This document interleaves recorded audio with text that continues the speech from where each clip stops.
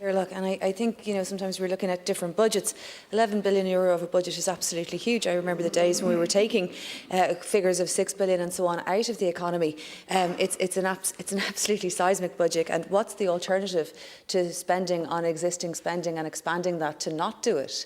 Of course, 7 billion euro has to be spent doing that, and the remainder to be spent on different measures. The tax measure is hugely significant for so many families, because you talk about this with a poverty focus and with a poverty lens. Giving people tax back at every level is about keeping people out of poverty. It's about helping them avoid difficulties. People who have not faced difficulties in the past, who will this winter, also deserve a break, also deserve extra assistance, whether through the energy grant, whether through the tax changes. It is so important that we try to address in advance what we know are going to be difficult times for people, and the tax changes are hugely important. And obviously changing the band affects everybody over that band, but the proportionate benefit to people at lower incomes is much more significant.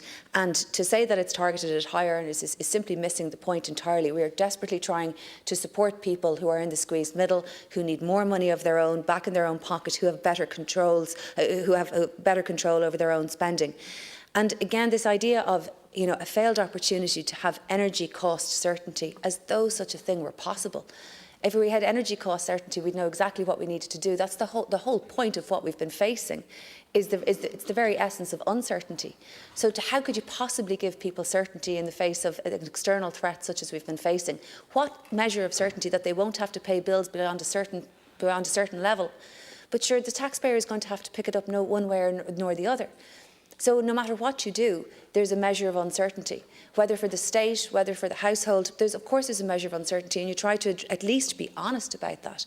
But this idea that you're somehow going to give people certainty because your bill is only going to be whatever €100 and no more, and completely neglect to be honest with people about the fact that the taxpayer themselves is going to have to pick it up no matter what. It is a dishonesty, really, and I don't think it can persist anymore. And again, the social welfare package is deliberately targeted. Of course, the measures, the extra €12 and so on, kick in after Christmas, but it is balanced by, and deliberately balanced by, upfront payments between now and Christmas, designed to target people who will need it most. Double payment to all social protection recipients, including pensioners, carers, people on disability payments, in October and in December. Lump sum allowances to be paid to those receiving the fuel allowance, to those receiving the living alone allowance, the working family payment, to the cost of living payment to carers support grant. These are directly identified to try and target people in advance of Christmas when we know big bills are coming, and then to have the longer term measures in place.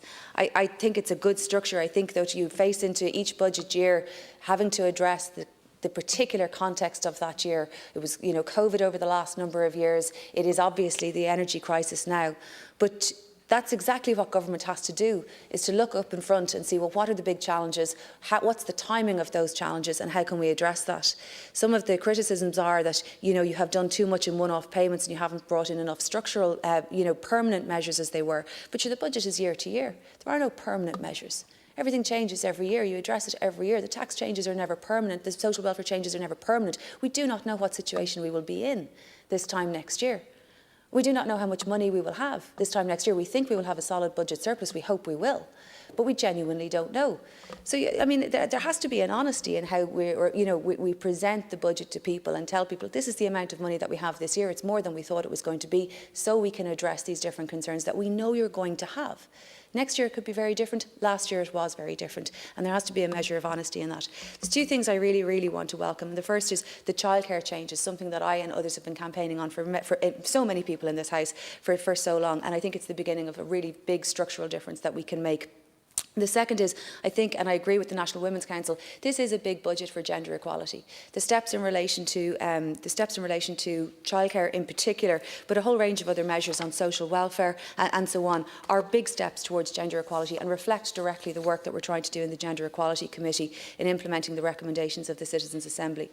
Last year, the Minister for Social Protection extended very considerably the eligibility for carers allowance, and it would be interesting to see how that's kicked in June. how many more people have applied for to be in carers allowance under the new thresholds, and to see how that is working out. I hope it is working well, because the change was so significant.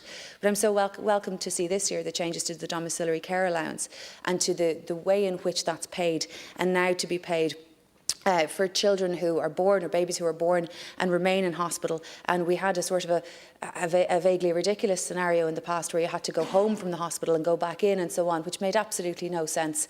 And I'm very glad to see that the Minister has changed that today, and indeed increasing the rate of payment. The last thing that a parent of a child in that situation needs to do is engage with a social welfare office, have to leave the hospital or engage in that for any reason whatsoever. And I would call again on both the Minister for Health and the Minister for Social Protection to take the initiative and to establish an Intrio presence in the children's hospitals, in the paediatric hospitals, for ease of parents to be able to access the additional needs payments that they are entitled to, and that they should be able to get easily, and that they don't need any additional stress in having to get it. Thank you, Carla.